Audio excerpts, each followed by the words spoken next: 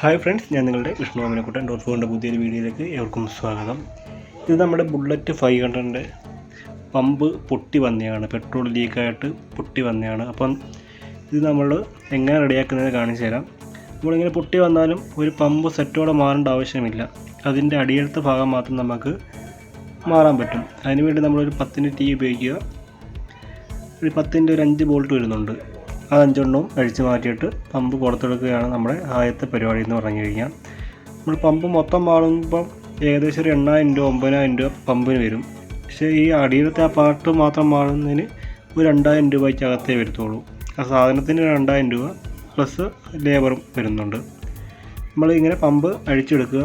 അഴിച്ചെടുത്തതിന് ശേഷം ഇത് ആ പമ്പിൻ്റെ കണക്ഷനാണ്. ഒന്ന് നെഗറ്റീവ് ഒരു പോസിറ്റീവ് ലൈൻ വരുന്നുണ്ട്, അത് രണ്ടും നമ്മൾ ഊരി മാറ്റുക. പിന്നെ ഈ പമ്പിനകത്തൊരു 4 ക്ലിപ്പ് വരുന്നുണ്ട്. ക്ലിപ്പ് നമ്മൾ ഒരു സ്ക്രൂ ഡ്രൈവർ ഉപയോഗിച്ച് നമ്മൾ കുത്തി മാറ്റണം. ഇതാണ് ആ ക്ലിപ്പ്. അത് നമ്മളൊരു സ്ക്രൂ ഡ്രൈവർ ഉപയോഗിച്ചിട്ട് ചെറുതായിട്ട് കുത്തിയിട്ട് അങ്ങോട്ടും ഇങ്ങോട്ടും പ്രസ് ചെയ്ത് കഴിഞ്ഞാൽ അതിങ്ങ് ഊരി വരും. അങ്ങനെയാണ് ഈ പമ്പ് നമ്മൾ അഴിക്കുന്നത്. സ്ക്രൂ ഡ്രൈവർ ഉപയോഗിച്ച് ഇതുപോലെ നമ്മൾ തിക്കിക്കിട്ട് ചെറുതായിട്ട് ഇങ്ങനെ വലിച്ചു പിടിച്ചൊന്ന്, പിന്നെ 4 വരുന്നുണ്ട്, ആ 4 വശത്തും കുത്തിയാൽ മതി, അത് ഊരിങ്ങ് പോകുന്നുള്ളൂ. ഇത് നമ്മുടെ പമ്പിൻ്റെ ഫിൽറ്ററും മോട്ടറുമാണ്. ഇതാണ് നമ്മുടെ ഒടിഞ്ഞ പാർട്ട്. ഈ പാർട്ടായിട്ട് നമ്മൾ മാറുന്നത്.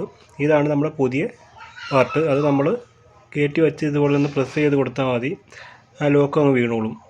കയറ്റി വെക്കുക, കറക്റ്റായിട്ട് കയറ്റി വെച്ചിട്ട് ചെറുതായിട്ടൊന്ന് പ്രസ് ചെയ്ത് കൊടുക്കുമ്പോഴത്തേക്കും അത് കയറി വീണോളും.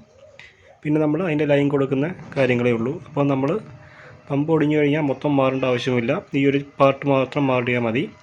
ഒരു പോസിറ്റീവ് ലൈനും ഒരു നെഗറ്റീവ് ലൈനുമാണ് വരുന്നത്. അത് നമ്മൾ കറക്റ്റായിട്ട് തന്നെ കൊടുക്കണം, അല്ലെങ്കിൽ നമ്മുടെ പമ്പ് തിരിഞ്ഞ് കറങ്ങുന്നതായിരിക്കും. അതായത് പെട്രോൾ കറക്റ്റായിട്ട് ഇറങ്ങി വരത്തില്ല.